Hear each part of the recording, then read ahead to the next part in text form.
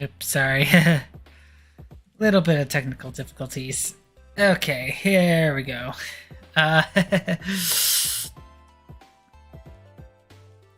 Forgot that was going to happen. Yeah, basically for some strange reason,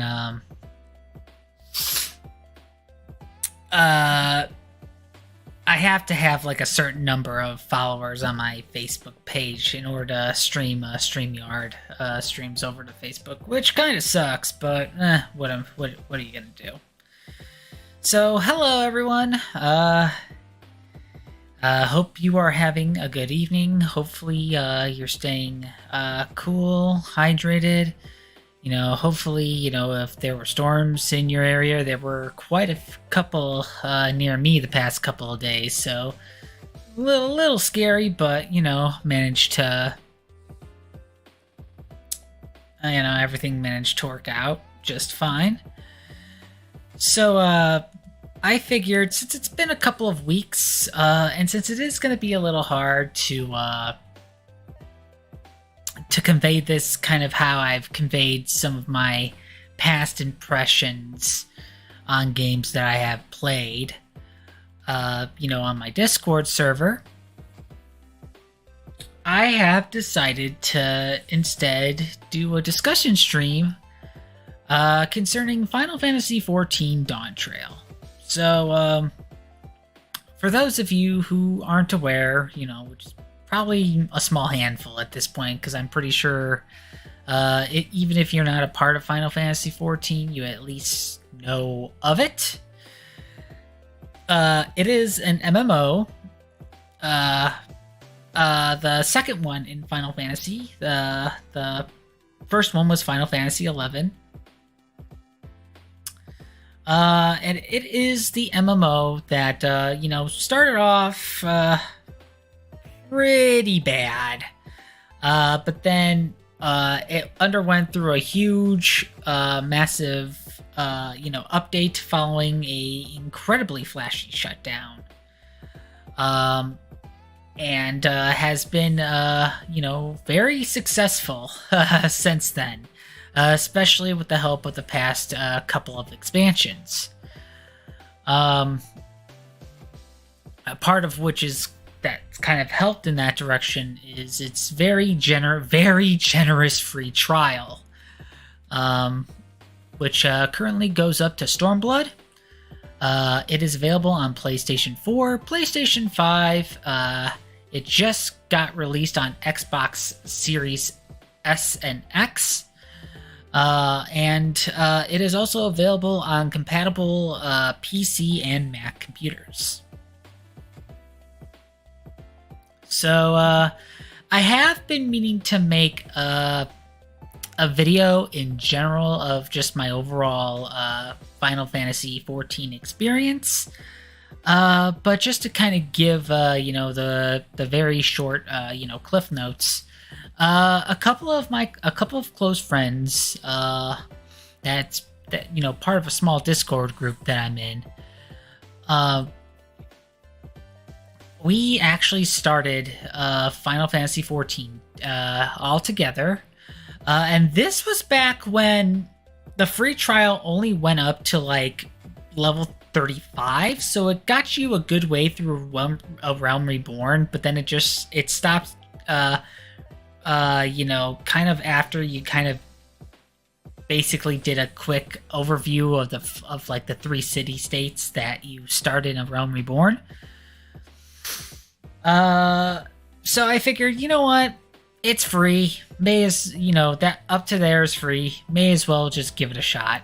And I think, I kind of was like, I got the most of, the classes that I decided to pick for the character that I made at the time. Which is still my main character.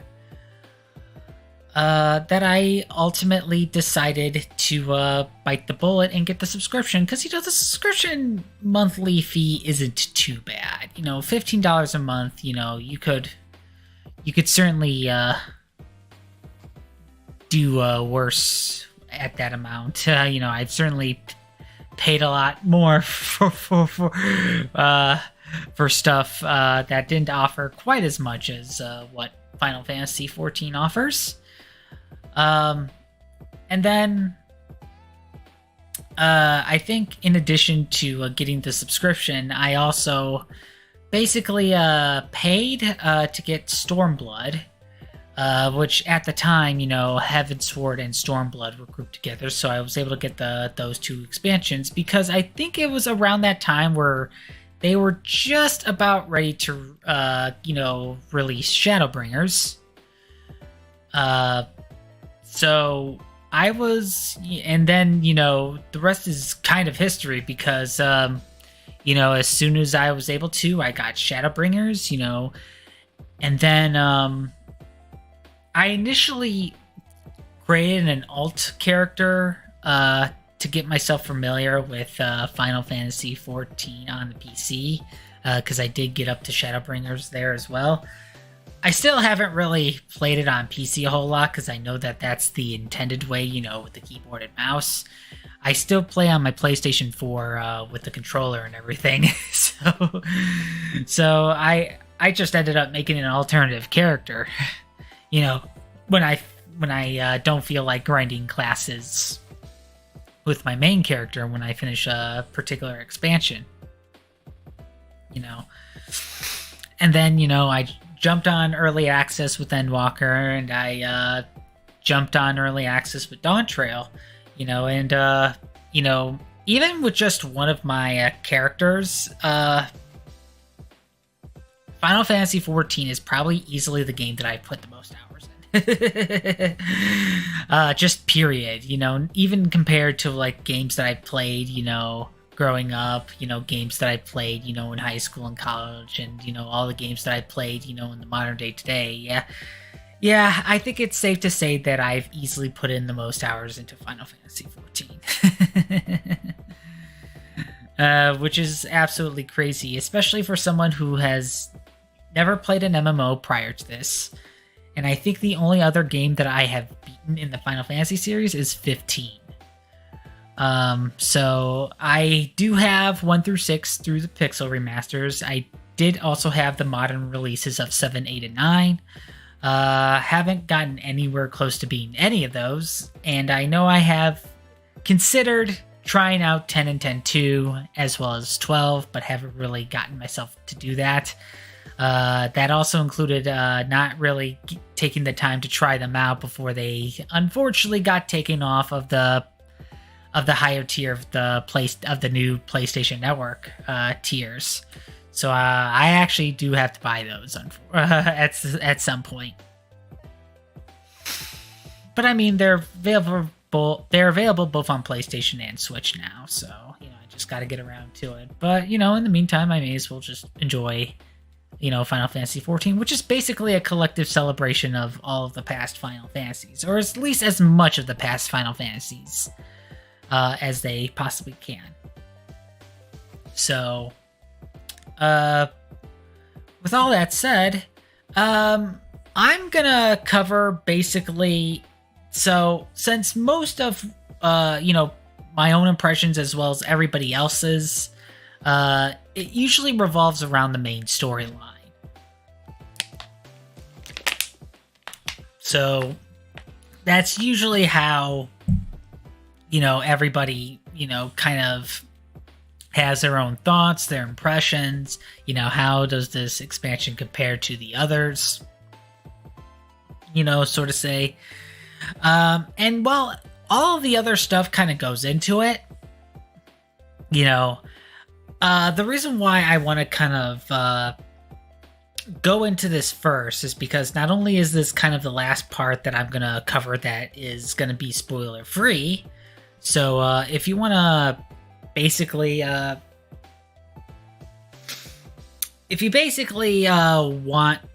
to still play it for yourself before I kind of go into it, this is kind of like the last part that you could stay tuned in for before I would say, hey, if you don't want to get spoiled, this is your cue to, exit the stream. And then, since it will be archived on YouTube, then come back to it, once you played it. If you've already played through all of the main storyline in Dawntrail,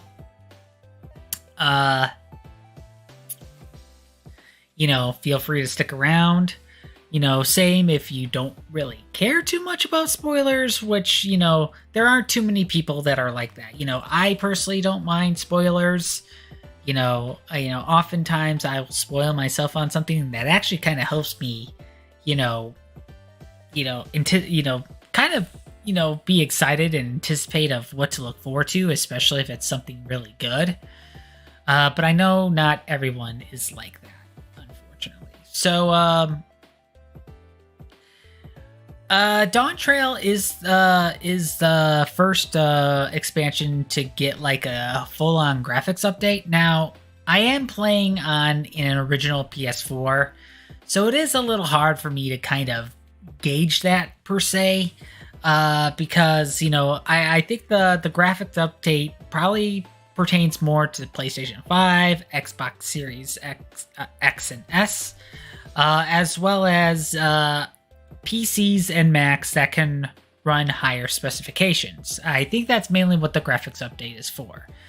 Really, if anything, I am a little bit concerned going into future expansions, because there was definitely one area in particular where it just lagged heavily, even during real-time cutscenes. So I do have to kind of wonder just how long PS4 will be supported in Final Fantasy XIV.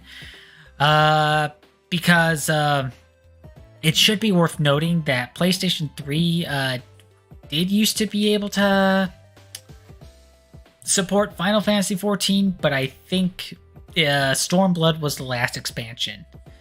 So Shadowbringers and later, you have to at least be on PlayStation 4 in order to play Final Fantasy XIV on Sony consoles specifically. Obviously when it comes to computers, there you have to rely a little bit more on both minimum and recommended specifications. So yeah, I mean that is kind of always a thing, especially when it comes to like very specific computers. Like I know I also have to kind of keep in mind, my current gaming laptop, that I got in 2009. It's running an 8th generation Intel processor, and I think it's the NVIDIA card is a 1060 series. So it's getting kind of up there in years. Yeah, it's already over 5 years old. So, I'm already kind of dreading for when I am eventually going to be forced to update to Windows 11, because it's still running Windows 10. Yeah, so I can't really cover too much in regards to graphical improvements. That is something more fitting for people that do have, more modern platforms for them to kind of be able to gauge that sort of thing, or at least platforms that have the kind of specs that, you would that'd be easy to compare. But as far as stuff like the environments, there are, kind of like past expansions, there are a couple of towns that, that act as kind of a hub. In Dawntrail's case, it's a Tulio. Oh my gosh. A lot of these places are going to be very, very hard to pronounce. So I apologize if I absolutely butcher them or just rely on very basic descriptors. Because I cannot remember. I think this game in particular, I have a really hard time remembering names, just because they're just so hard to pronounce, and I don't want to spend the entire game just getting my tongue title. I mean, the entire discussion stream getting my tongue title over it. Turiolol, which is the capital city of Tyrol, is the initial hub area. And then second half of the game, you are going to be going to the second hub area, which is Solution 9.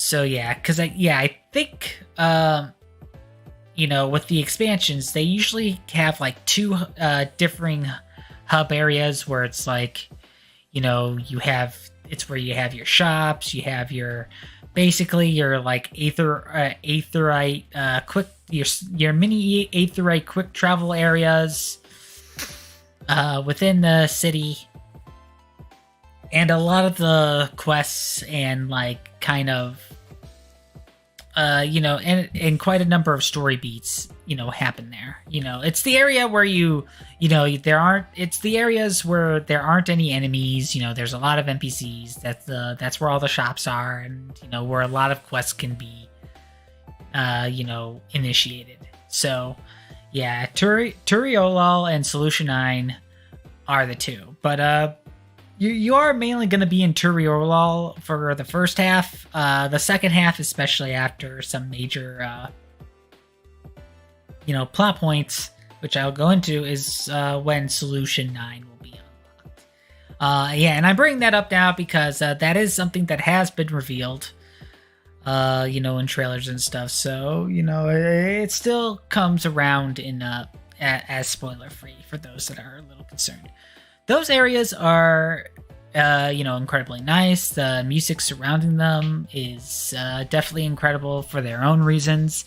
Turiolol, straight up is like, freaking, smooth jazz, big band, and even like I feel like in some cases like New Orleans French Quarter jazz kind of music, which is interesting because the Tyrol in general is kind of based mainly on kind of the more Western Hemisphere side of things. So they have a lot of inspirations, like a mix of, Aztec, Inca societies, as well as, various, Latin America, Spanish societies. And that's Yoctorol. Jacques Tirol, I believe, if I'm pronouncing that correctly. That's just straight up wild western, southwest of America. Like, the thing that I kind of noticed is that a lot of the characters leading up to Dawntrail have varying European accents of the like, but when you get to Jacques Tirol, it's just straight up American accents. It's like I'm not sure if it's like because I if I remember correctly, I think a lot of Final Fantasy XIV voice acting is based in like the UK or at the very least like English speaking European countries, and it's like either they're pulling off rather convincing American accents, or they just straight up also got US voice actors for the Jacques Tirol locals in those cutscenes, which kind of makes a couple of things in particular very interesting. But that's a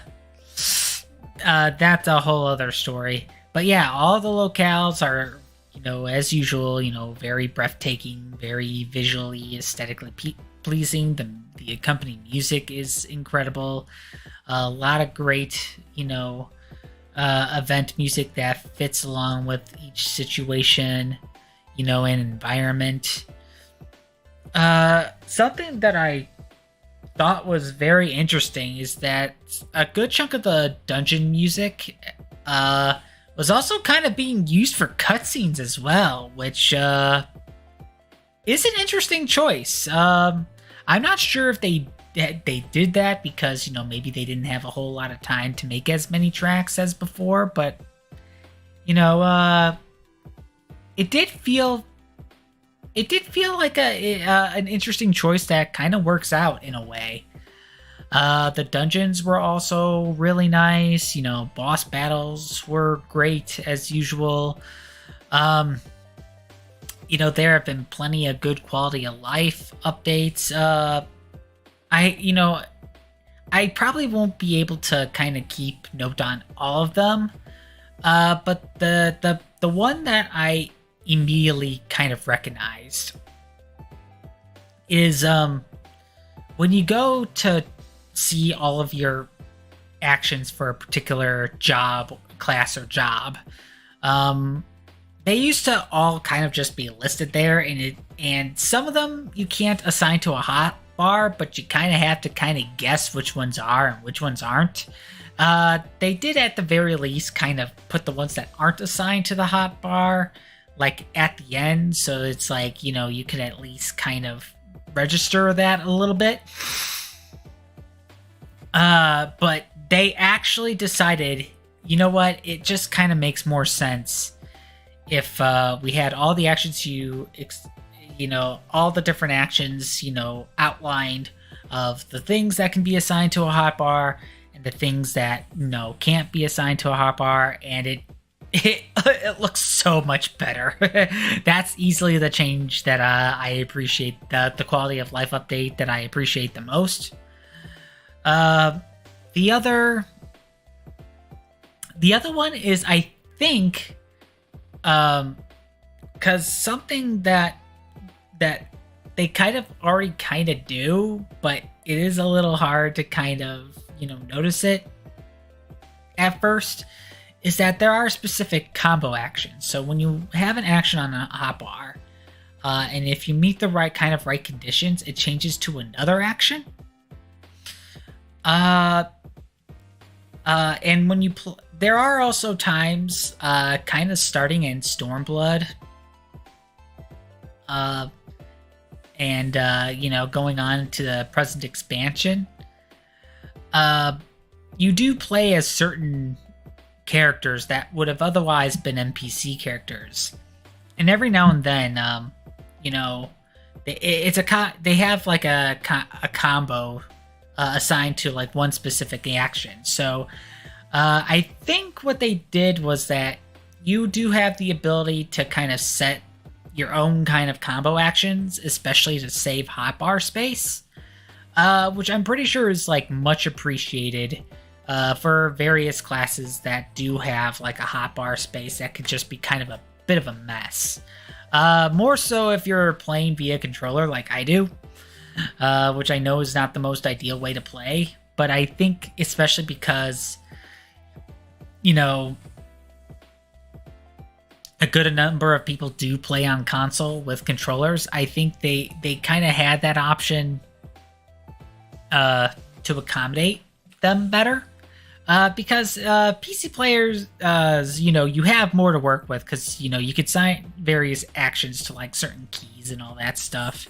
And you already have a lot to control there. I think this is a way to kind of give like people who want to play via controller more control, which I haven't gotten around to playing that yet. You know, they did have some actions that can already kind of do that. That was one of the adjustments that they did to, like, you know, various classes and all that stuff. It is a little weird at first, especially because since my main does Paladin for their main class. My main character usually plays as Paladin for, like, you know, the initial main story stuff. They decided to put two actions together that I didn't really think go together. And it's a little weird, but I did eventually get used to it. So, it is something just maybe, you know, if I ever have the time, you know, maybe experiment with, and see what I can get going through that. Because, that's kind of the premise between the two new classes, Viper and Pictomancer. My main character, I decided to give him Viper, and my alternate character, I decided to give her Pictomancer. And they have like easily the most most actions that are unassignable to a hotbar. But the thing with those classes is that a lot of their actions are basically heavily based on various combo actions, which is really neat. You know, I have been really enjoying those classes so far, even though I've only gotten a couple of levels on both of them. So you know, I haven't really gotten to the point where I've have much to say about them, but they are coming along pretty nicely. So you know, it's definitely welcome. I also haven't gotten a chance to experience, you know, a lot of the changes, you know, either through new actions or just kind of a complete, you know, kind of change in strategy within classes that I'm already familiar with. I know Dragoon and Astrologian are the two that received the biggest changes in Dawntrail, and I do have both of my characters have one of those classes. So it'll be interesting to see whenever I get around to leveling those up. I'll probably definitely notice the changes with Astrologian first, because I'm still working through post Shadowbringers with my alternate character. So yeah, basically, as far as I know, pretty much, you know, kind of, you know, when it comes to gameplay, visuals, and music, it's more or less, you know, the same Final Fantasy XIV we all know and love, and in some cases more of the same, and the best that it's ever been, you know. The part where we start getting away from, like, you know, the general appreciation and, you know, the glowing, you know, critic reviews and all that stuff, into the more mixed user reviews, is stuff concerning the story. A lot of people find the story to easily be the weakest thus far in Final Fantasy XIV. Personally, I do think that, you know, it does clear the absolute low hurdle that is a Realm Reborn story. But it is a low hurdle because A Realm Reborn was basically mainly focused on reestablishing the world of Final Fantasy XIV after, you know, the initial shutdown of 1.0 and, you know, the relaunch that came with 2.0 that became the new starting point. So, yeah, compared to all of the other expansions, Dawntrail does fall pretty short. But at the same time, I do believe, you know, I was actually kind of expecting it, because, you know, Endwalker ended basically the old ongoing saga that Final Fantasy XIV had for the longest time, for over a decade. And Dawntrail was meant to start, you know, a brand new saga. But I think people were still kind of mixed, because, in kind of, you know, understandably so, because, you know, even leading up to, like, you know, the launch trailer, we didn't really had an idea of where the main story was kind of going. And honestly, after playing it, I still kind of don't. Like, I'm pretty sure retroactively, you know, we'll start to kind of see like where they kind of planted seeds and hopefully gather a newfound appreciation for it. But for right now, it's just really, really confusing. So this is where I am gonna go into the main story. So kind of, you know,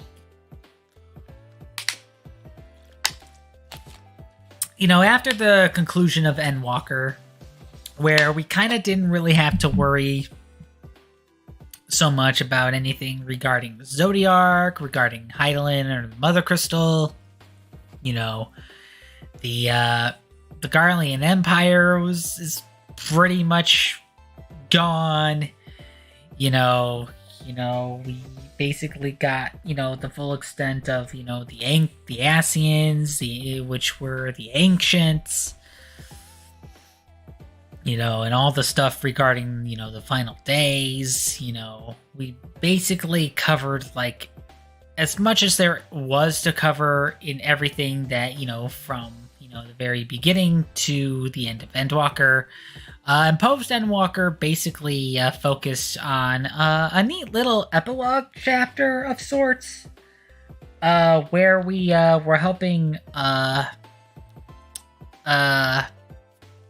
Vitra to be reunited with his sister Ajdaya by going through the 13th with a newfound ally that was Zero, and we were basically fighting, all of the major antagonists from Final Fantasy IV. And once that concluded, that's where we got introduced to Wook Lamont, and everything involving Tural. We found out that, there was a request made out to Kryal's grandfather, and it's also the homeland of Erenville, who was introduced in Endwalker as one of the Sharlayan Gleaners. So, what basically took us to Turiolal and Tural as a whole in the first place is that we are essentially helping Wook Lamont, who is third in line to the throne, basically take part in a contest of sorts organized by the leader of Turiolal, who is known as the Dawn Servant, and basically who kind of wins this contest is the new Dawn Servant. So our character, the Warrior of Light, is working alongside Wook Lamont, Erenville, and joining us is Kryal, who wants to learn more as to why her grandfather was requested to be in Turiolal in the first place.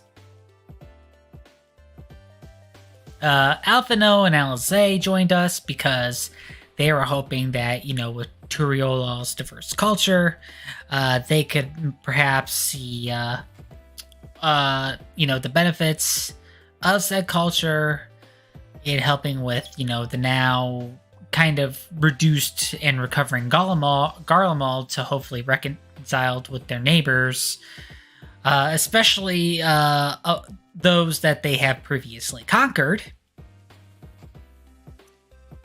And I think that's all of who we started out with. Because, Grahatia decided to stay behind after initially helping Wook Lamont take care of a Tural Vidral with the rest of our company over at the Island of Palm. That's how Endwalker ended. The other major thing that came up was the mythical City of Gold. So basically, all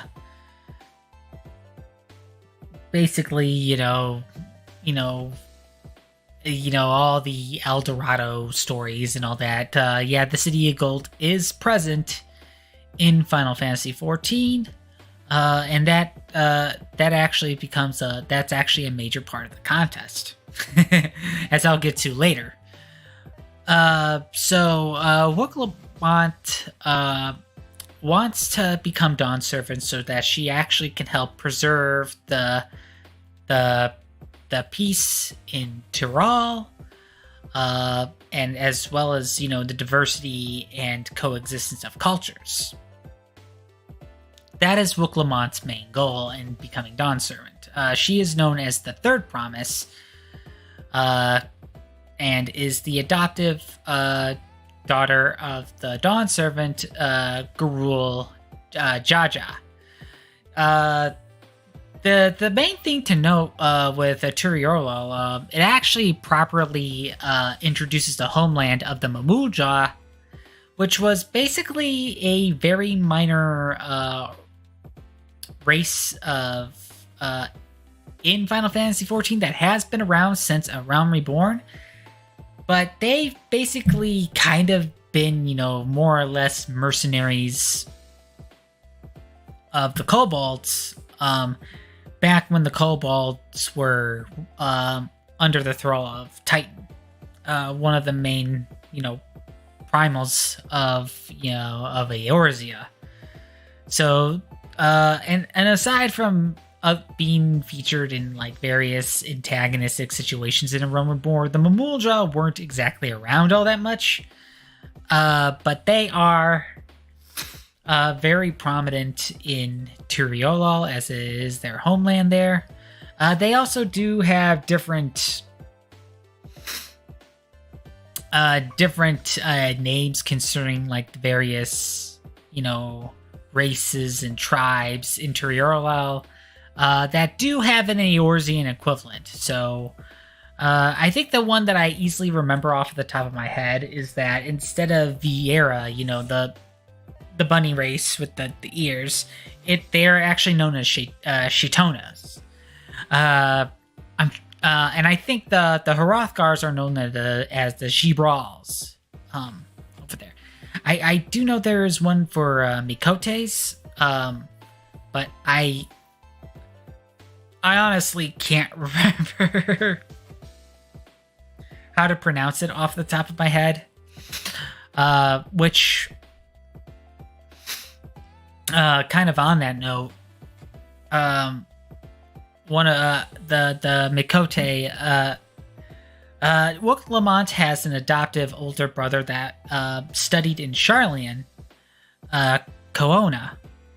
And the thing with Koona is that, especially due to his Sharlayan studies, his main focus is basically innovative technologies to help further along, Turiolol's,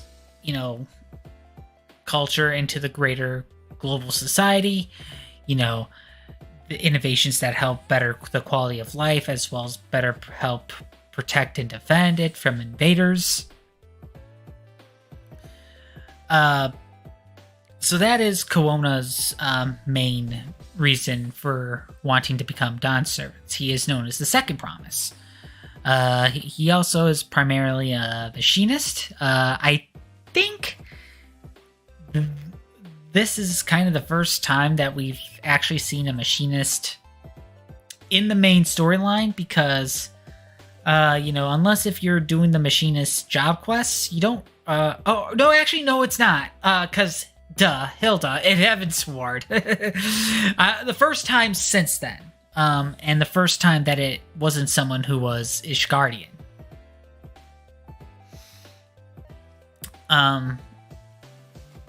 So yeah, Koona is all about bringing Sharlayan technologies to help advance Turiolol as a society.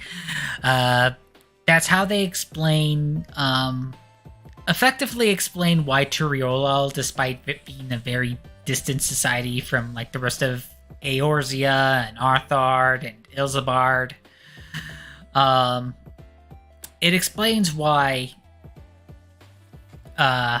Turiolol has aetherites and airships, because those were the technologies that Koona helped bring on over during his studies with Sharlayan.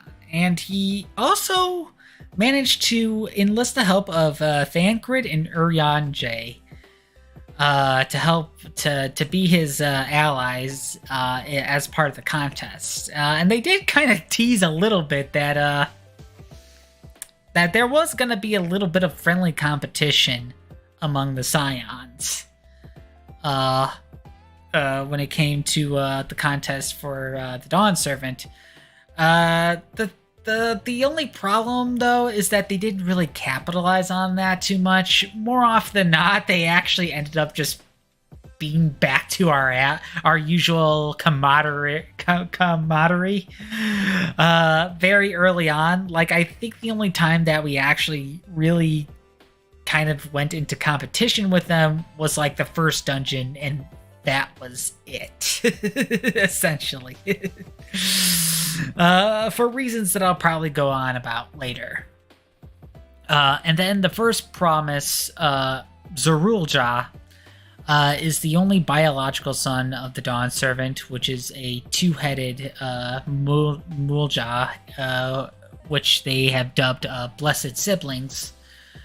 Because the thing with Mulja is that they are divided into kind of like three different, tribes and races.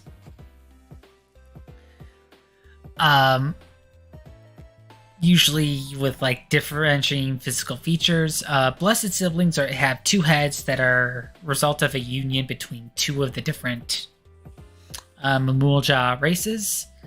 And they are blessed with extraordinary powers, but they also usually don't have kids, and Zorulja is one of the rare exemptions.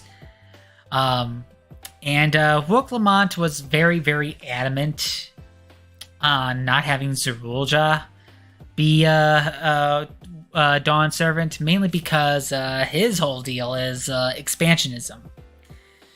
He basically wants to bring about war to other nations in that, war is necessary in order to know true peace, that sort of reasoning. So Wook Lamont isn't really for that. Neither is Koona,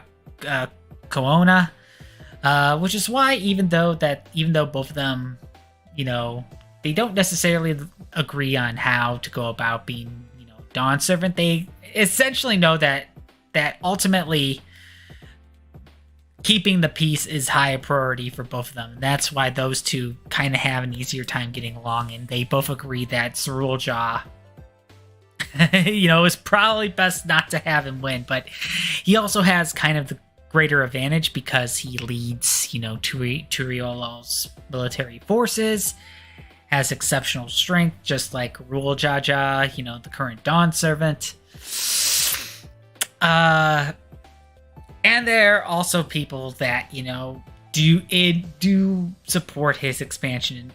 There are people that support all three of the descendants and inheritors to the Dawn Servant throne. There is a fourth contestant, which no one really kind of gets behind, and they kind of wonder why they're even there. Because prior to, the current Dawn Servant, founding of the nation of Turiolal as it currently stands, 80 years ago, because, Ruljaja has lived a very, very, very long life, and Mamulja can have pretty lengthy lifespans.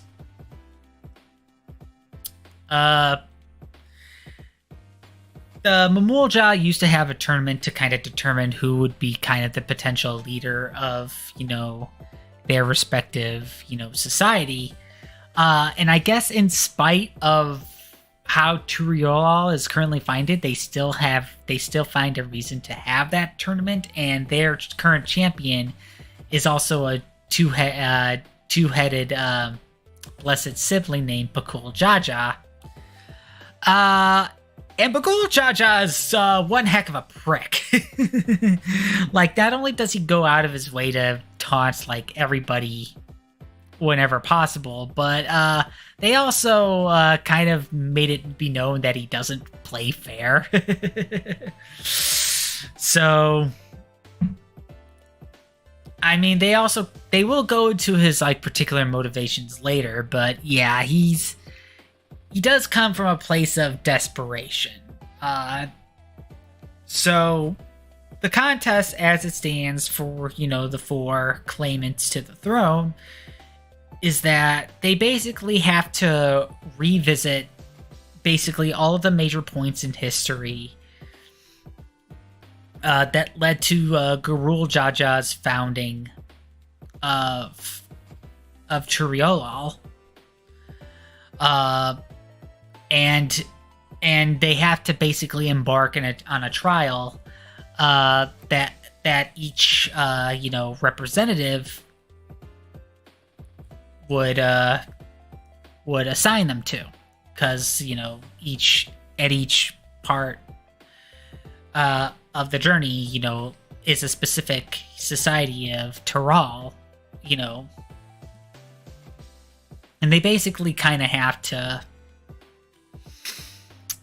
go through each one in order to be worthy to claim the Dawn Servant. But then after they reach through all of these 7 steps, they then have to embark on the final one, which was to find the City of Gold. Now, the City of Gold, unfortunately, has kind of gone into like myth, because so many people have tried to find it and haven't really been successful. So to have that be kind of the case of, hey, you actually have to find it in order to be my successor, it basically already established the fact that yes, the legendary city does in fact exist.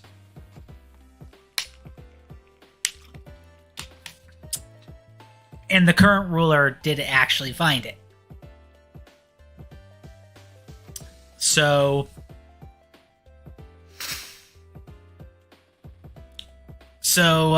that's basically kind of how the first half of the story goes. And I know I've basically talked about it with the friends that I play Final Fantasy XIV with, that I'm also part of a free company on with them. The thing is, I honestly felt like this should have been the whole story of Dawntrail. Now, I know Dawntrail is pretty lengthy, and kind of like, any RPG, especially an RPG that focuses on, like, a grand adventure of sorts, there's always going to be, like, a lot of quest lines in between plot points. And it is a little weird that, this is pretty much only like the first half of the game, because I honestly would have thought that, getting, because ultimately we're on Team Wookalamat, and I thought that the end goal, or at the very least near the end goal, was to get Wookalamat to be Dawn Servant. The thing is, we actually get to this point halfway throughout the story. So, since I'm already kind of going, pretty long as it is, let me just kind of give a little bit in regards into Cliff Notes. So, Wookalamat is already kind of an underdog because, she has the heart. Yeah, sure. And in fact, even though she can be a little one note and repetitive in her motivations as well as her character quirks, as someone who kind of grew up on shonen anime and had an affinity to like all of the boisterous dumb as rocks, but very well-meaning, good-hearted protagonist characters, with Wookalamat going, I am the third promise and I'm going to be Tural's next Dawn Servant in order to preserve the peace and happiness of its people. It very much screams, Naruto, I'm going to become the next Hokage, or Luffy from One Piece. I'm going to be king of the pirates, but, especially because, I like those kind of characters, I didn't find Wookalamat as grating as a good chunk of people did, including some of my friends. I do agree that it is a little odd and probably doesn't fit all that well in terms of Final Fantasy XIV, especially what came before it. But I personally did not mind as much. I do agree that they did kind of spend a little too much time on Wookalamat. Like, I think someone actually already went out of their way to kind of outline like the speaking roles of all of the voice cutscenes, and Wook Lamont had like the most by a very long stretch. Like it's not even close. Which is like, yeah, it's like I like the character, but I also see this as quite an issue, unfortunately. So, and of course, with Wook Lamont being kind of the underdog, things don't necessarily go smoothly for her at first, you know. And especially because, since this is, post Endwalker, and we're still kind of, trying to establish new elements, and we're kind of using, Dawntrail as a means to do so. It did kind of feel like our main character was, as not just our main character, but like the entire recurring cast, we're kind of along for the ride for the most part, unfortunately. And I mean, granted, it is to be expected with, the Avatar character, because, we're the self-inserted character, that basically is kind of how we insert ourselves into the world that is, Final Fantasy XIV. But in a way, this actually kind of extended to like the rest of the cast too, because Alpha, Alphino and Alice are along for the ride. Thancred is along for the ride. Urianger is along for the ride. It's Sidian, kind of pops up randomly at a couple points and be like, "Hey, I'm here," just gonna explore this area for a bit, call me when you need me. Which, I mean, he did kind of do that in Stormblood too, and in a way also kind of did that in Shadowbringers. So, it's not too much par for the course there. Graha Tiha eventually shows up again later, as well as Y'shtola, but unfortunately, a lot of the characters that we kind of grew to know and love, nothing much kind of happens with them. It's like they're there to help whenever they can, and that's all they wrote. So, and that pretty much kind of goes throughout the whole game, unfortunately. And again, I get it. It's not like it's the first time that's happened. It happened in Heavensward. It happened in Stormblood. I think especially with, and it did happen in post-Endwalker, with the exception of Justinian and Y'shtola, they were kind of with us for most of the ride in that respect. But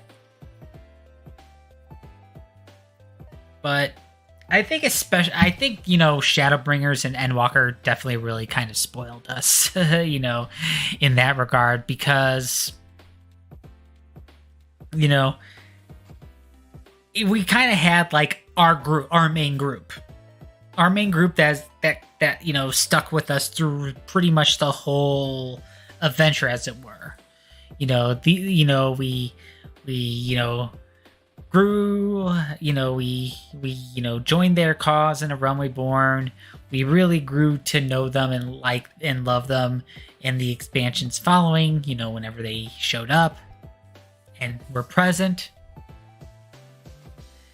It did feel a little awkward for them to just kind of mainly be put on the sidelines, especially in favor of newer characters that, one, not everyone would exactly be down with, and two, very likely aren't going to have nearly as much of a presence after Dawntrail.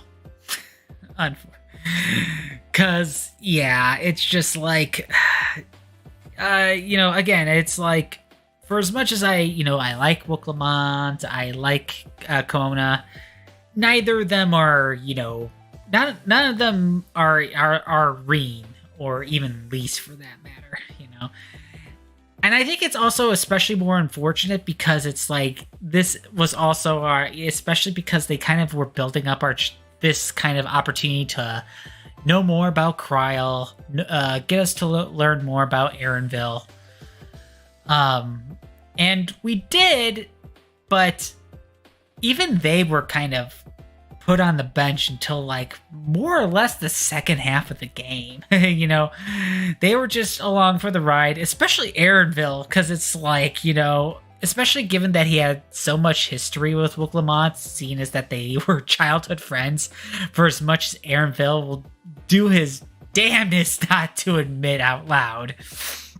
You know, whenever Wooklamont just like runs off on her own, or, you know, tries to admit that she doesn't get seasick because, you know, she's the tough third promise that's going to be the future leader of her nation. You know, it's just like, well, that's Wooklamont and her crazy shenanigans.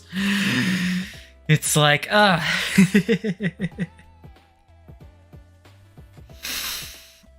So, yeah. So Wooklamont basically had to, like, visit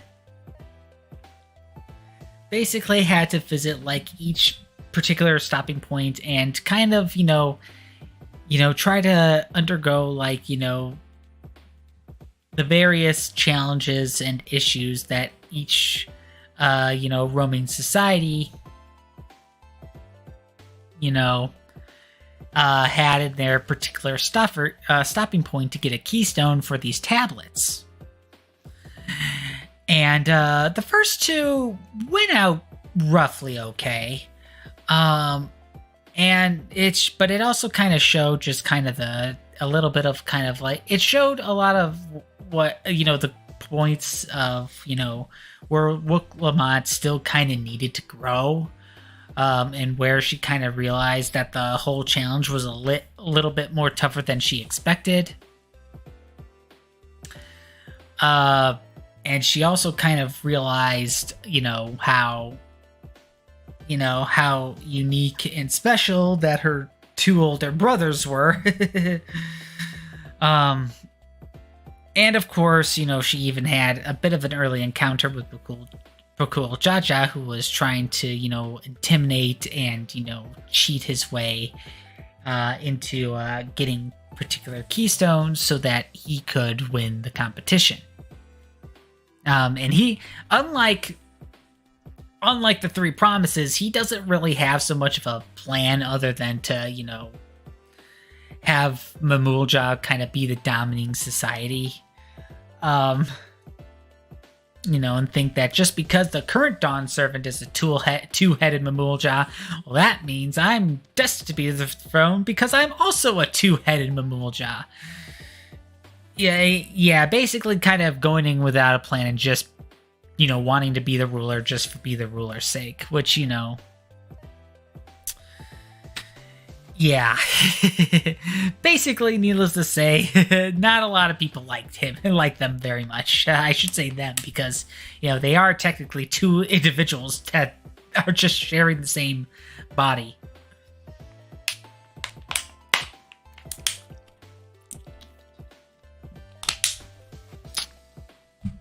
So yeah, they got their two keystones easily enough. One of which was to help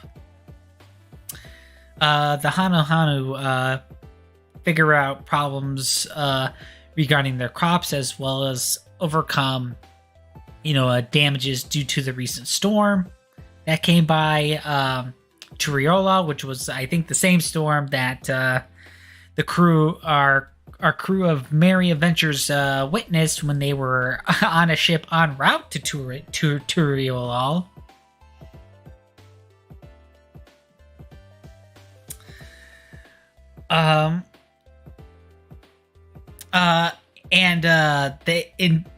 In a way, Wooklamont actually had the idea of carrying on with like a festival in order to help bring up the spirits, which, you know, kind of seemed as a little ridiculous at first to, you know, everyone around them.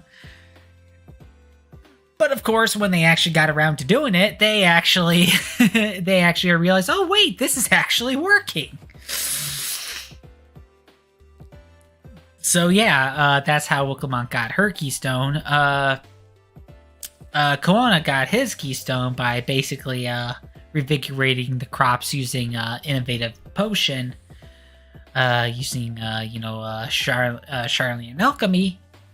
And Bakul Jaja basically kind of took a sample of that trial of that potion just so that they can get the first keystone and be on their way. They basically cheated. And the second challenge was with the Pelu Pelu. They basically are a merchant kind of folk, so they had to find a way to kind of negotiate a means of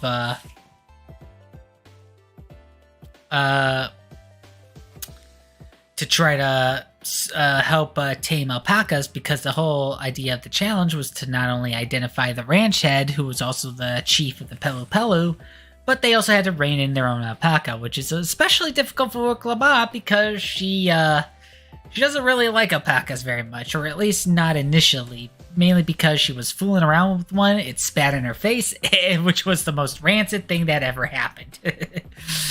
And of course, this is where we came into contact with the first brother, who basically decided to just completely ignore the recommendation of the ranch head and seek to tame an alpaca all out on their own. And as it turns out, he happened to tame the rarest one.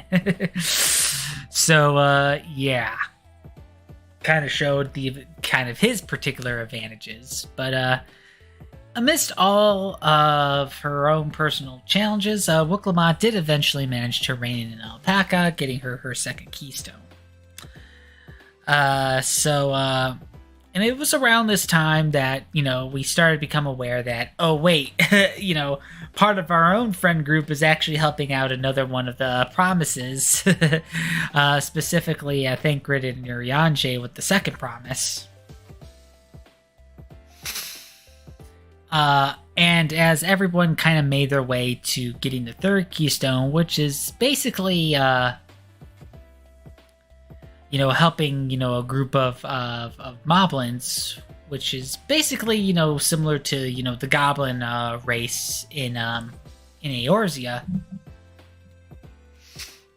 Right down to their, to their appearance. Helping out with their thing. After initially getting the third keystone, Wicklabot then, suddenly becomes kidnapped. And then we had to, work with, her older adopted brother, Corona, who is, despite their own differences, they are still relatively close, especially because, they both want, the peace and prosperity of their nation. It's just they have different means of doing so. And Corona also, because they're both adopted siblings, they also, greatly care for each other. So Corona wasn't exactly, having it when his own sister got kidnapped. And of course, the one that ended up kidnapping her was Bakul Jaja, so after we eventually caught up to them and freed Wicklabot, unfortunately, she lost the third keystone that she just earned. So, which basically, kind of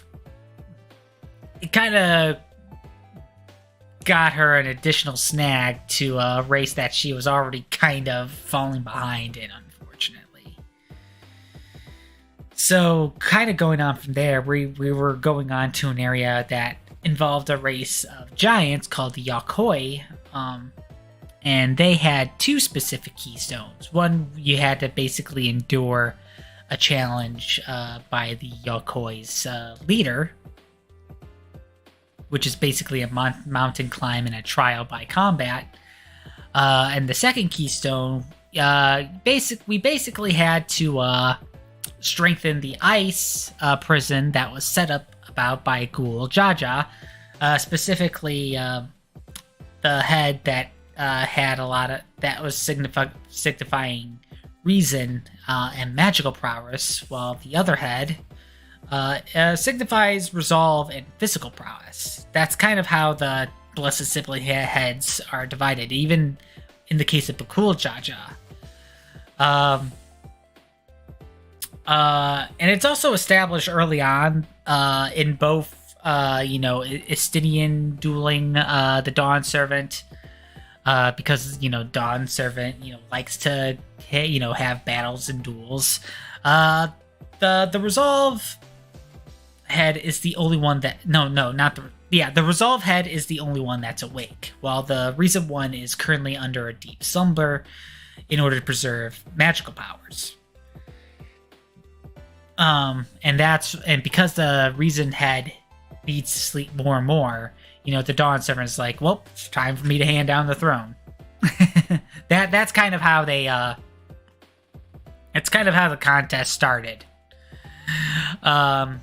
So the Tyrol Vidral named Valigarmanda was a very particular nasty beast. Now, Tyrol Vidrals are basically beasts that exceeded, kind of additional capabilities far beyond what their particular breed of species would normally achieve.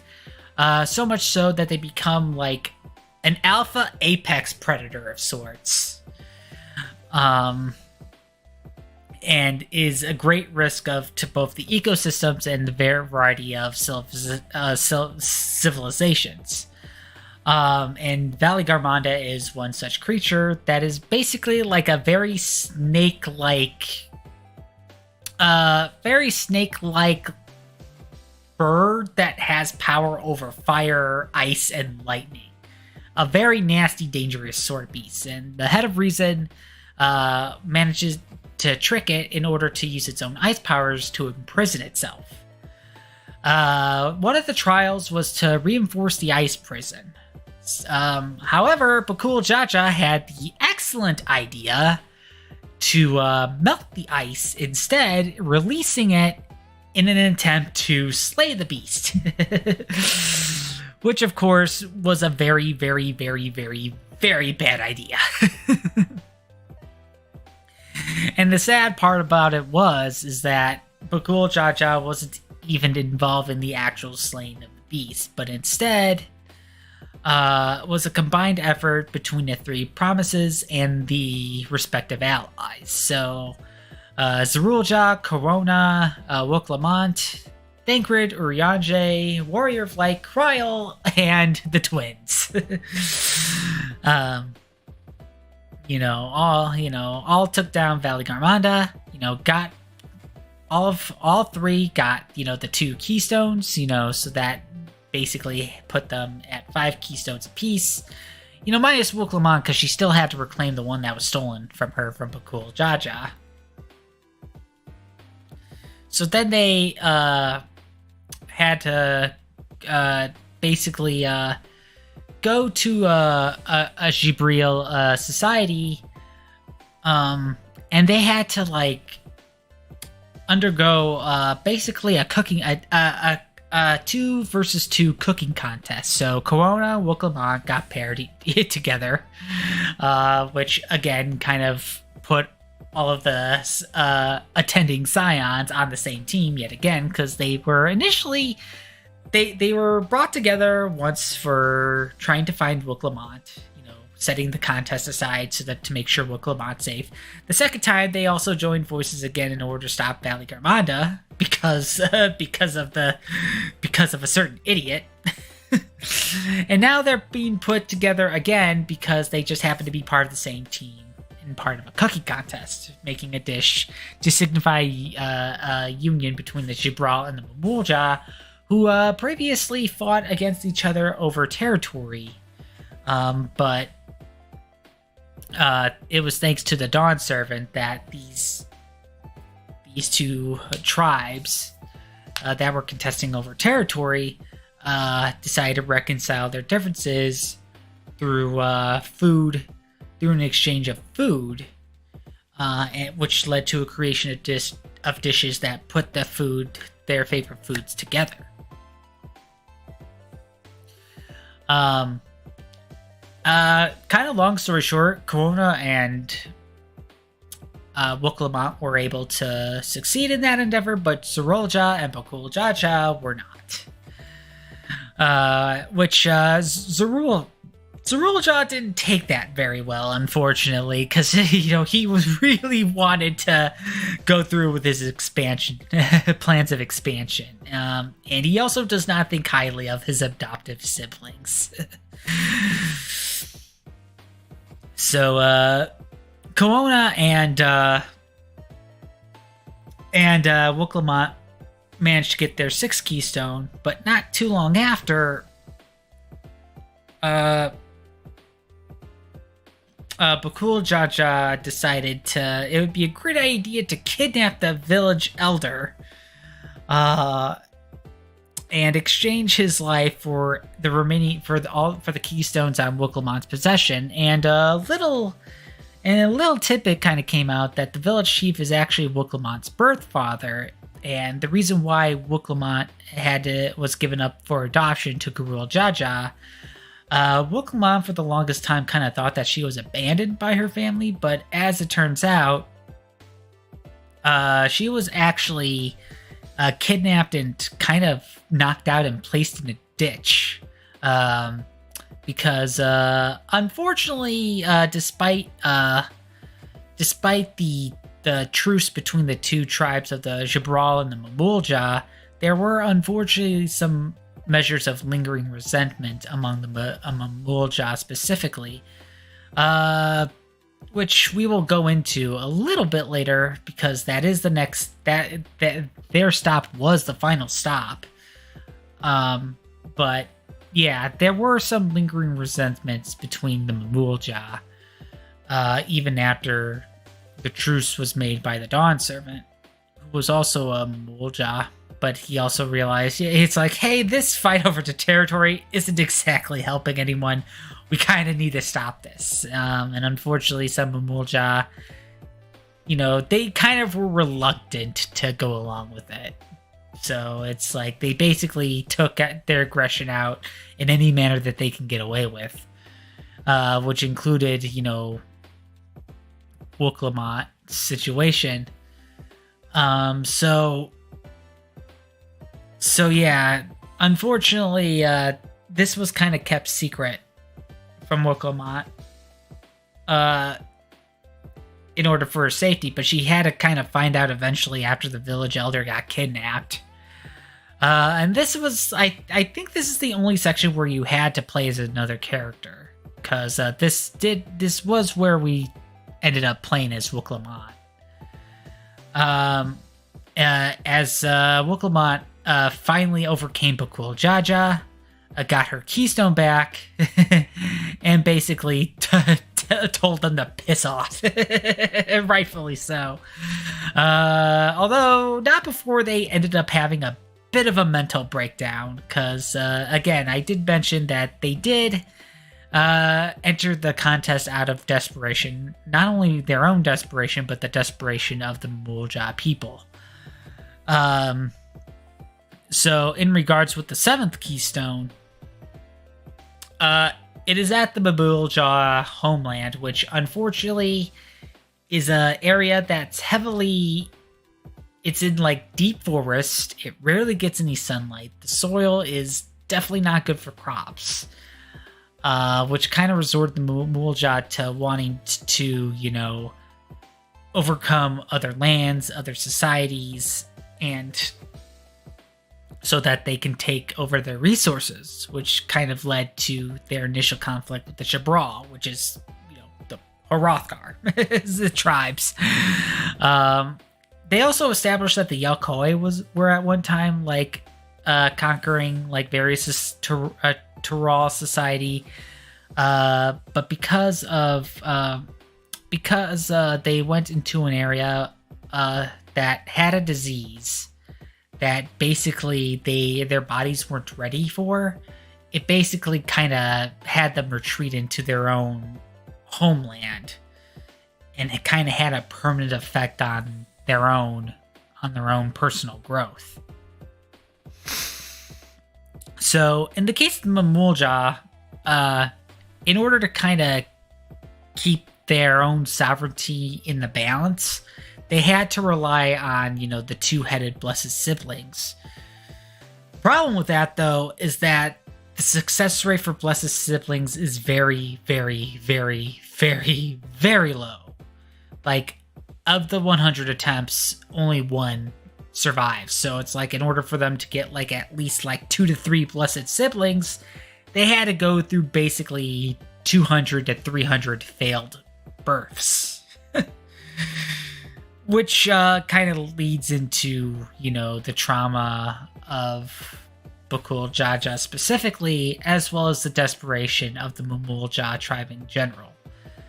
Now, unfortunately, there are people that still, especially that still are proponents of this. Most notably, the person that is behind the last trial with the final keystone, which is basically fighting a shade of Gurul Jaja in his prime. You basically have to beat a recreation of Gurul Jaja in his prime in order to get the 7th keystone. And it is the thing that kind of made it difficult, especially, is that they were greeted to this trial by the first promise, you know, not only failing to defeat the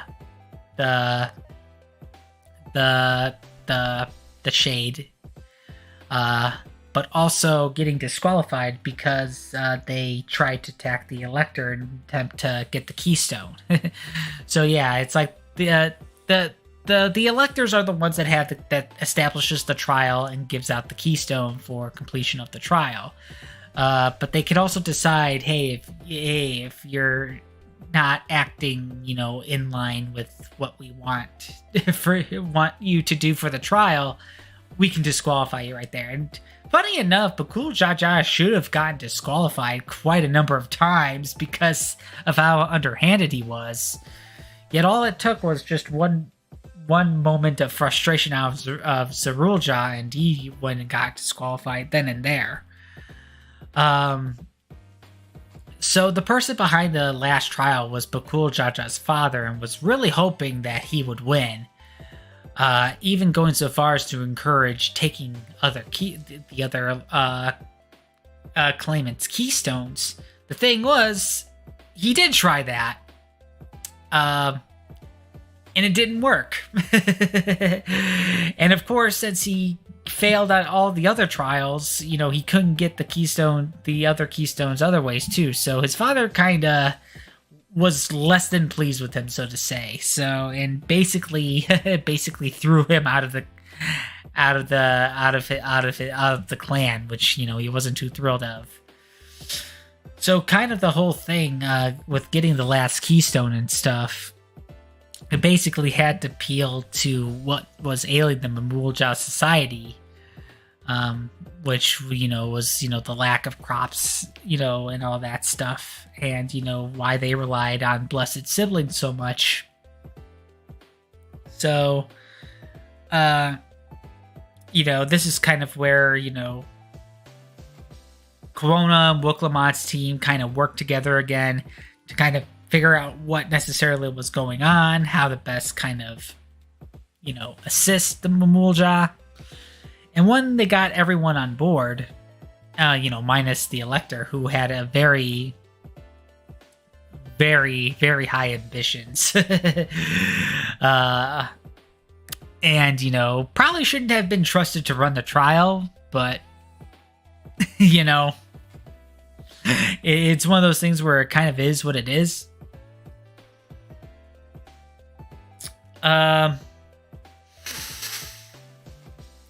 So he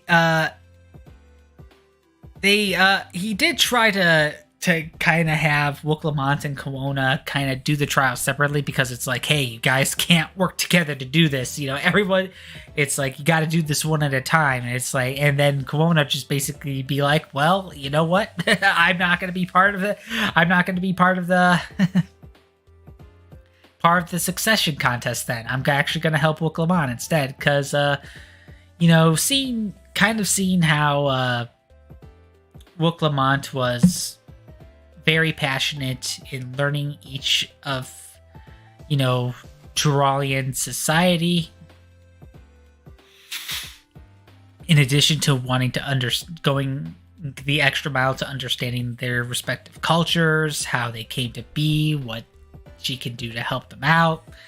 Koona kind of realized, you know what, it does take more than innovative technology to lead a nation, and he definitely gets behind having her not having his sister basically be the next one in line. He does feel like, you know what, she's grown a lot.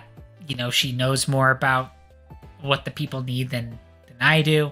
I'm going to stand by and make sure she wins. So he basically disqualifies himself in order to help out his sister, which, props to him, So yeah, through a combined effort, we did eventually beat the shade of, Garul Jaja, which is a pretty tough challenge. I'm surprised that wasn't made into a trial all of its own, but, there was only room for 2, and, we got to save the second one. No, there's only room for 3, and we got to save the second and third one for the end of the game. So yeah. And upon getting the final keystone, we basically had to go through, the haunted dungeon where they kept all of the deceased, failed, blessed siblings, which was incredibly morbid, but as it so happens, that's where the entrance to the City of Gold was being hidden. And so, because Wook Lamont and, her team reached the City of Gold, she effectively became the next Dawn Servant. So, and this is halfway throughout the game. So, I know, it's like, this is the part that we honestly should have ended the game, but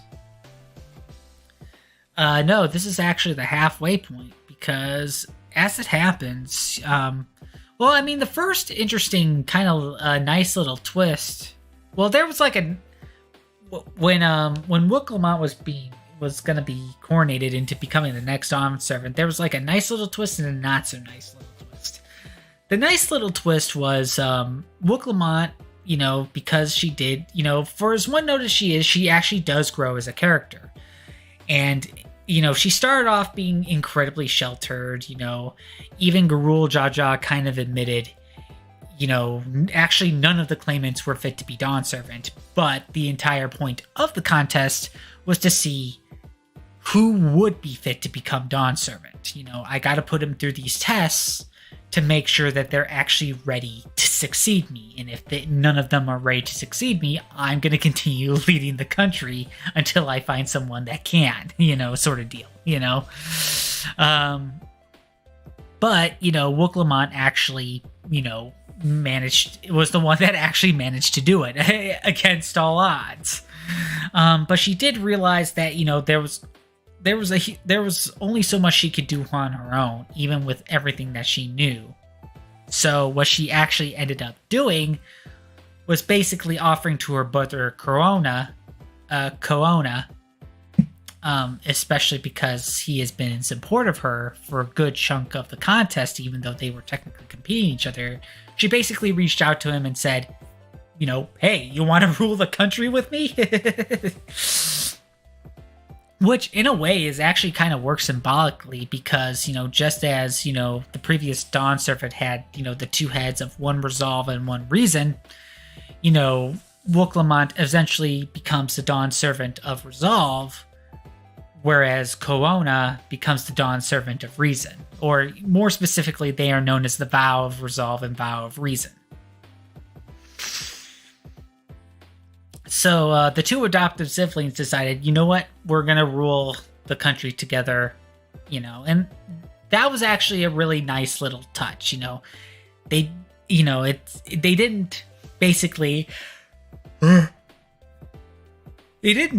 up and go. It's like, well, look, Lamont is now capable of running the entire thing by herself. And it's like, she's like, no. It's like, I'm going to be the brawn. I'm going to have my brother rule alongside me as the brain, which was good, It was definitely a nice, touch in the story. But then it comes along the not so nice twitch, which, the head, the sleeping head of Garul Jaja, the reason, and he said that, it's asleep because, gotta conserve our magical power because we're getting old. As it turns out, the head of reason actually died. Not only that, but the head of reason died. They were, as the two heads of Garul Jaja were putting together the contest for succession, a lot of the stuff was the head of the reason idea, and as they just finished, the head of the reason then passed away, leaving the head of resolve to be the one to actually carry it out. Which he even goes and calls his Sibley head a clever bastard. It's like, yeah. But yeah, you know. But yeah, it's like, you know, at that point, we're only halfway through the game, you know, so as far as the other half, well, as the new rulers, you know, plural, were getting settled into their new roles as Dawn servants, we then get permission to go to the northern area that we haven't explored, because a lot of our... Because I think a lot of our previous, you know, it's weird. The right of succession was like in like the central and southern regions. But then the northern region, which is still part of Tyrol, was not involved in the right of succession in any shape or form. And we actually needed permission from the Dawn servant to even go there. And I guess to just maybe not have an unfair advantage or anything, we couldn't go there until the rite was over. So, and it just so happened to be the area where Aaronville is from. So yeah, it's like now we actually can have Aaronville and Kryl not be so much on the sidelines anymore. So what basically, you know, because the only thing that we kind of got going as far as the city's gold is concerned was that it was this like gateway in kind of a futuristic looking society that even Alizé was like, please don't be the Alligans, we're so sick and tired of their bullcrap. But which it isn't, but you know, we're gonna get there. So basically Aaronville kind of gave us a tour of his homeland in a way, which funny enough, revolves us solving, you know, a problem that, you know, one of the locals kind of had, you know, because, you know, his friends were unfairly imprisoned by the deputy chief. And then what ended up happening was that Aaronville and we in Aaronville, you know, it's just a warrior of light in Aaronville at this point. We basically kind of helped the guy, you know, free his friends by outing a corrupt deputy chief. And then, you know, right as we're kind of about to kind of, you know, take the train to go into Aaronville's, you know, hometown, it was struck by like, you know, it was like struck by like a massive orb of lightning. And from that orb of lightning came like very futuristic dreadnoughts and like soldier drones that, you know, are basically like androids or something along those lines. It's very weird. But basically, not only did his hometown essentially get nuked, but we also had to go back to Turiolol and fight off an invasion. And the thing is, the invasion kind of came to be because, you know, the first promise, Soroljaw, was so bitter about his loss, he basically conked an old friend of Garul Jaja on the head.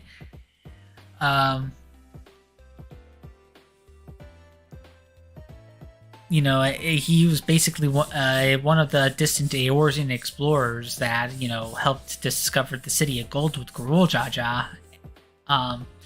And the gate was actually, you know, only accessible by the 7 keystones, and he just so happened to keep a spare just in case if, you know, for safekeeping, and to watch over the gate. He got conked on the head, had his keystone stolen from him. The first promise essentially made into contact with whatever was on the other side of the gate and basically became a ruler on the society on the other side, so he can basically invade his homeland. Which, unfortunately, he didn't succeed in doing. He did do a lot of damage while he was there, including killing his own father.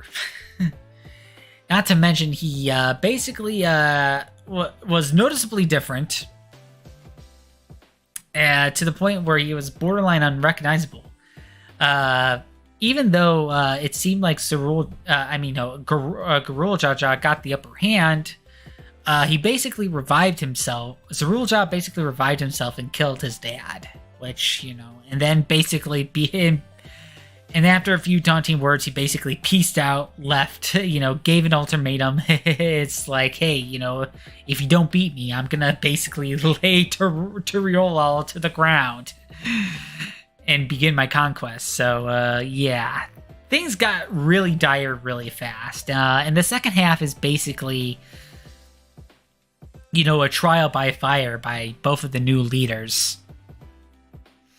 So, Wooklamont would basically travel with us to whatever basically was left of Aaronville's hometown. And apparently that's where that's where his mother resides and some of his old friends. But also that's where Wooklamant's nursemaid was kind of headed. So we kind of met her a couple times, right as Wooklamont was leaving to begin her rite of succession. And we also met her again when we were with Aaronville, because she had something that Wooklamont gave her, but it was stolen by the corrupt deputy chief. So we went with Wooklamont to the area that basically transformed into like a dome of lightning. And basically, this is where Yishola and Grahatia kind of came in. As well as where Estinian kind of start helping. So basically what happened was that the gate actually was a portal to another one of the source's reflections. Unfortunately, we don't know which one it is because, seeing as that, there are no more Asians or Ancients for that matter, we don't exactly know which one it is. It's like we only know of the 1st and the 13th, and that the one that, came about was basically any of the remaining 5?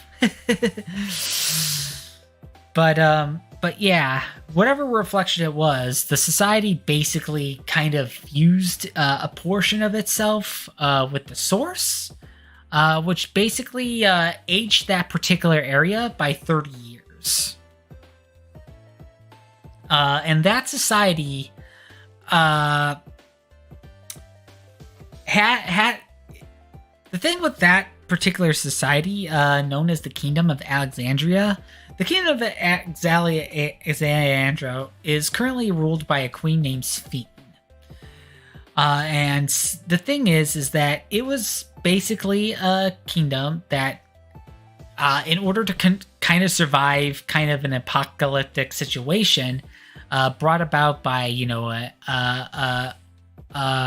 endless amount of lightning, laying ravage to, various lands, as well as the fight over the resource that you said lightning called Electrope. They had to find a way to kind of extend their own lives in order to preserve their society. And the way they do that is that they essentially kind of have this device fastened to their heads, And basically, should they like lose their life in like an accident, the device activates and basically kind of reaches out and has like a soul and inserts the soul back into the person. And the thing is, when a person, dies of natural causes or sickness, their soul gets preserved into kind of like this library, so that if anybody who is currently alive still needs to use it, they would take the soul and, basically revive themselves of it. The only problem is that should a person die, everybody's memory of the deceased person just basically gets erased, which is very creepy. And then, even our like main group of characters realize, hey, something's not quite right here. It's like, yeah, we have this queen who really loves her people, and probably doesn't improve the fact that she has to rule us alongside a conqueror.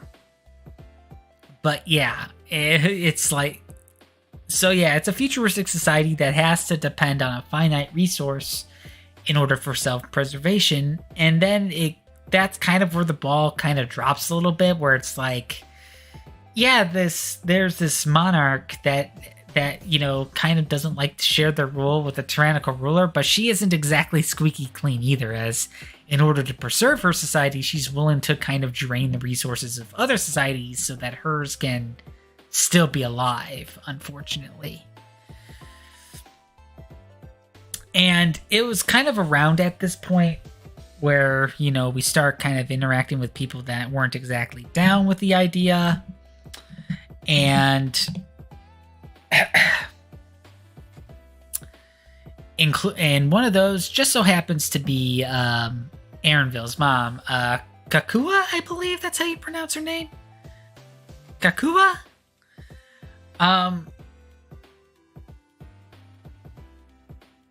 So she kind of shows up as kind of like this like bubbly like avatar sort of thing that she's speaking through it or something like that. But the thing is that it is later revealed that there are certain types of people that are like, that are basically have long been passed, but are still kind of living. They are kind of known as an endless, seeing as that they are already kind of dead, but they found a way to kind of sustain their lives a little bit.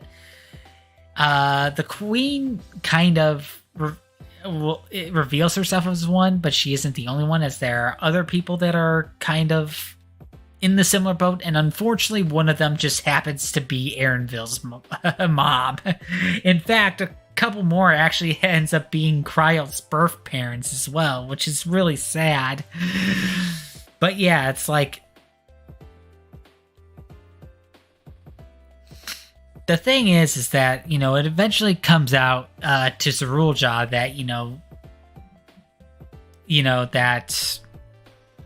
Queen Sphene was kind of helping them out a little bit, but then it was also kind of everything was kind of turned on its head, where it was revealed that Queen Sphene was actually willing to go along with Zerulja's conquest, because then she can use that to harvest souls of people that he has slain and society's conquered in order to continue preserving her own. But then it got to the point where Zerulja kind of stopped seeing a use for Alexandrian society, and was kind of hoping to harvest all of the souls for himself, which is why he was then willing to kind of put Queen Sphene's own people at risk. So there was kind of the whole thing where, we then had to kind of, work in order to stop Zerulja. But at the same time, Queen Sphene wasn't exactly, it's like, there are times where it's like, we work alongside her, but then we had to work against her because she's kind of left herself with a bit of an impossible choice. And then it also kind of reveals that, the Queen Sphene that we're actually interacting with isn't the actual Queen Sphene, as she's more or less kind of someone who like resembles her in kind of everything but originality, created by like a society in order to preserve, the Alexandrian kingdom.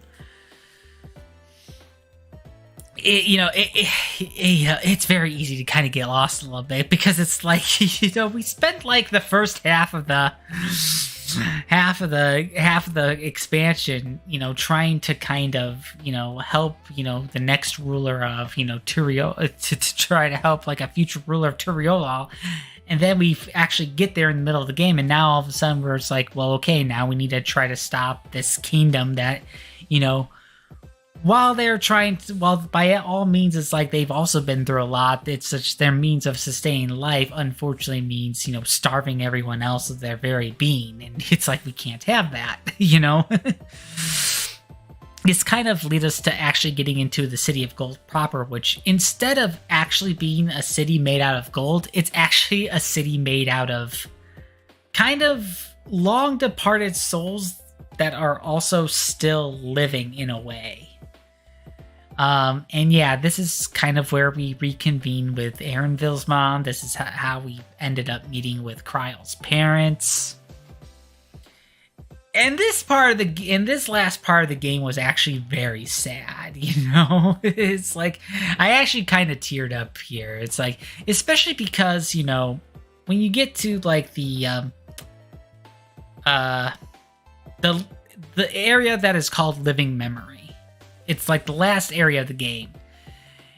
It's essentially kind of like, it's the Amarat of Shadowbringers and the Ultima Thule of Endwalker, essentially. But instead of like, but here it's like, it's very pretty, it's very like serene. Everyone that's there is having a good time, even though they've long since been dead. But then it's like, our goal from there is to like shut everything down.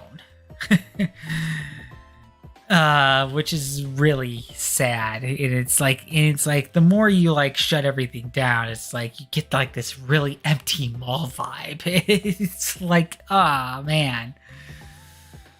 But yeah, it's like, after we defeat Cerulja, who basically gorged himself on souls and then tried to like kill everyone, including his own kid. That's kind of the other thing too. He somehow has a kid, appropriately named Garulja, after his dad. But it's like, man, it's like this is kind of where it's like, for as nice as some of the story elements are, it just really goes all over the place. And that's kind of how I felt like near the end of it. It's like, it is all over the place, And I think what happened was, I feel like they were trying to one-up Endwalker a little bit. Because the thing with Endwalker, it was initially supposed to be... all the story elements were initially supposed to be in 2 expansions. But the thing about it is because... the team behind Final Fantasy XIV, the current team, was also tasked with making Final Fantasy XVI. They kind of had to condense their work into Endwalker in order to kind of make the production schedule work without overextending the team. So that's how we ended up going from, the whole,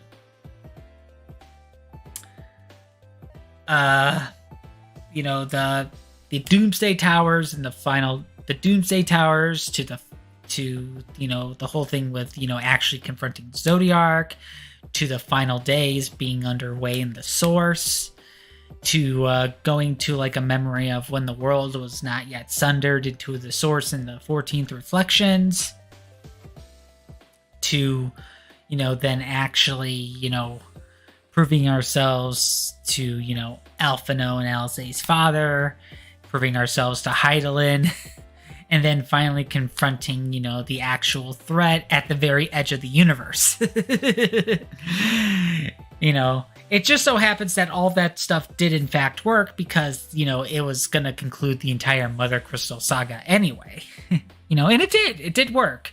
But I think this was a case of them capturing lightning in a bottle twice, whereas instead of just having it be the right of succession, getting Wook Lamont to being the Dawn Servant, we found the City of Gold, and then perhaps using the post game to, like, you know, maybe find out more of what's beyond the City of Gold.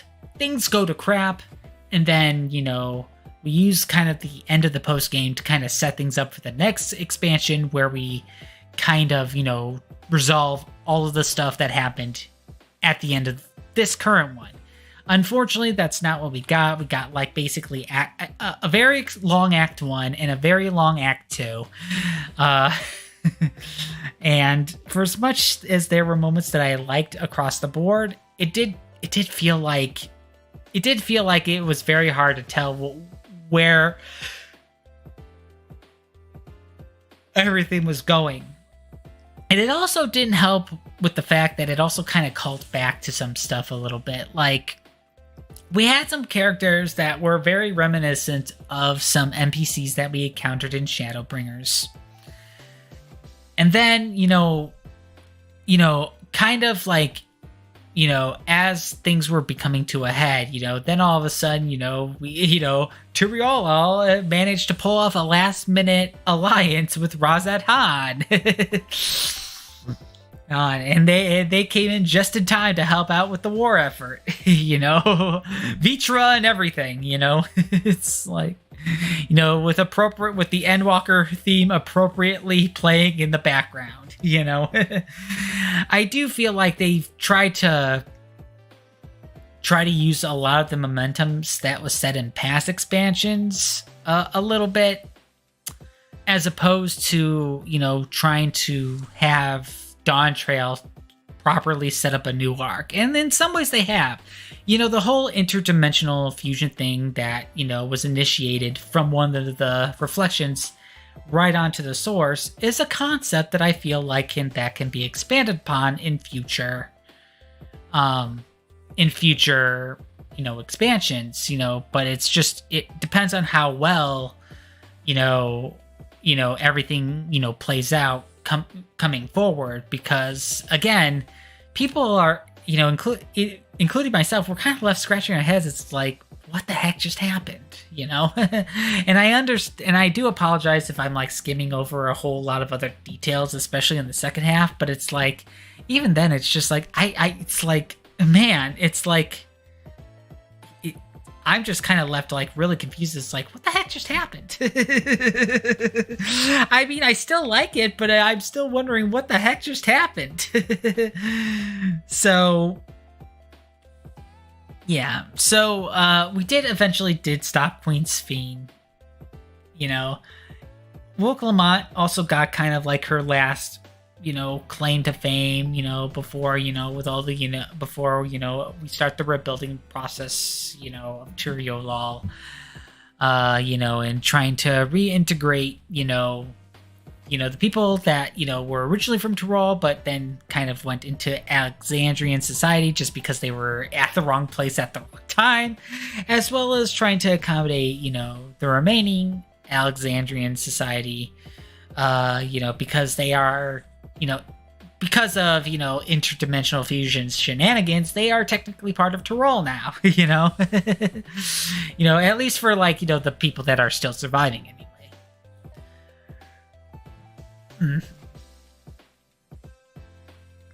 But yeah, so, now, as far as what I know when it comes to, you know, because, you know, we just got our first update after the release of the base game. And that only added like a few like additional minor tweaks and stuff, as well as some like stuff that they've been meaning to kind of, because usually when it comes to an expansion, they do have some immediate post-game stuff. Usually it's like a couple of extra dungeons, you know, some extreme boss fights. And that's also when they generally start, you know, like with the normal raids and all that stuff. Which, in Dawntrail's case, is the Arcadian. Which was kind of like a fighting arena that was kind of briefly alluded to when we were kind of, you know, making our way throughout Solution 9 in the main story. But of course, you know, kind of had to hold off on that until, you know, the actual main story was over. So And I know that, there's an alliance raid coming, per usual. There's more Hildebrand quests coming. There's going to be a new limited job class called Beastmaster to kind of like Blue Mage. You can use this in certain circumstances, but you can't use it for everything, and it's going to be coming with a different level cap than your standard class. Class or job. But yeah, I think, I'll be looking forward to some of the stuff that comes our way, for sure. But I think the thing that I think people are kind of hoping on is that, because I think it was kind of like that with Stormblood 2. It's like they hope that the story in the post game makes up for like any shortcomings that the main game kind of had. So now that, especially since, we're probably not going to stick around to Raw for another expansion or not, we have to find some way to kind of, see how well we can carry Dawntrail over from Dawntrail to the next expansion. Especially since we effectively also did defeat, like, kind of the two main antagonists, so Zorolja and Queen Sphene. Personally, I would hope for, like, at some point for the update to some people are hoping for a better relic weapon quest, because in Endwalker it was tied to the Manderfair quest line, and well, it's one of the few times where I could actually get the relic weapons, because I haven't really been good at trying to get them, like, in past expansions, especially with Eureka and Bojan. Those are pretty hard to do if you're not with the right group of people. So I think many people are hoping for relic weapons that it returns to more to that than the Mandervale quests. Me personally, I've been just wondering, when the heck are we gonna see, like, Grand Company ranks move beyond Captain? Like, they never really have done that, they never really addressed that, after A Realm Reborn and Heaven's Sword. It's like, yeah, we're just gonna kind of keep everything, like, the highest rank at Captain for now. It's just like, man. But yeah, it is a matter of, how on earth are we gonna go from, Dawntrail, and how is this gonna establish, stuff in future expansions, especially because, again, there's no, going forward, there's no Zodiark, there's no Hydaelyn, there's probably gonna be no Garlean Empire, at least as the form that it was before. There's gonna be no Ascians. There are going to be probably references to the Ancients every now and then, but yeah, not really a whole lot in terms of Ascians, unless if they throw a curveball out of nowhere. And as long as you did a specific alliance raid, there's going to be no 12 either, for the most part. So yeah, it'll be interesting, but I mean. But yeah, and of course it'll be like a couple of years, when they, like, release it. Because it's like, I think it's like we'll get, like, probably 7.1, later this year, maybe near the end of this year we'll get 7.2, and then you'll get like 7.3 and 4. Next year, and then the year after we'll probably get 7.5, and usually, like, when we get like close to 7.4, that's when we'll start finding out about the next expansion. But yeah, it's just like, it's one of those things where it's like, I'm pretty much not gonna expect too much outside of the usual pipeline when it comes to the post game, because what I usually like to do is I usually like to level up, like, all of my classes and stuff before even doing the post game. So probably by the time I do all that, probably won't actually get into the post game until like 7.3 or 7.4. Depending on how well I keep up with my classes.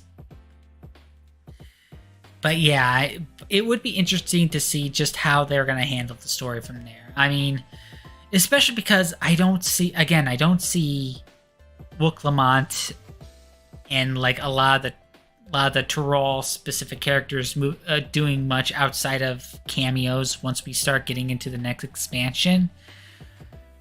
So we're going to have to find a way to kind of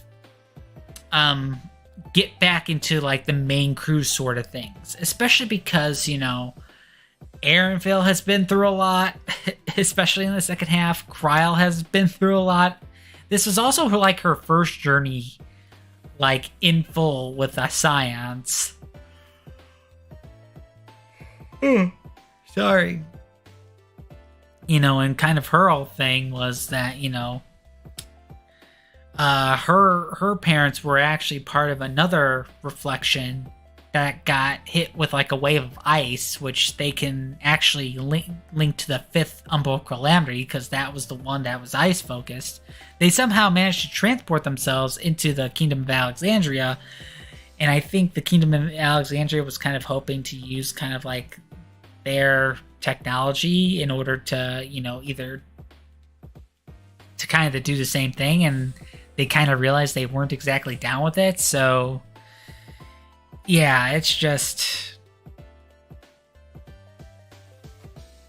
and that's kind of what led them to like kind of give Kryl away to get to her grandfather, her adoptive grandfather, in the source. But yeah, it's just like it will be interesting to see just kind of what they do from here. But yeah, it's like until then we won't exactly know what will be up with that until like each respective part comes out. So yeah, I mean, and then from there, I'll try to get used to like all of the new actions. Each of my classes will hopefully have to their benefit. And hopefully we'll have better things to come in future updates.